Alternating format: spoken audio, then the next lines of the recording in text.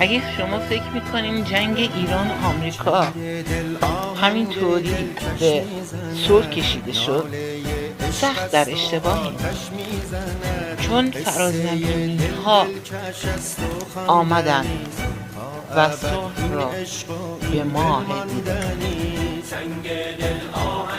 و فکر نکن این چیز خرافاته یا اجنه یا شیطونه. نه،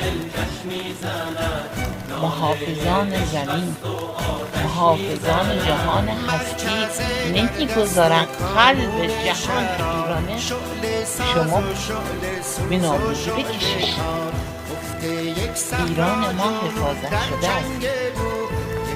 بدانید احمق‌ها، بدانید ایران ما قلب مادرم، قلب جهان.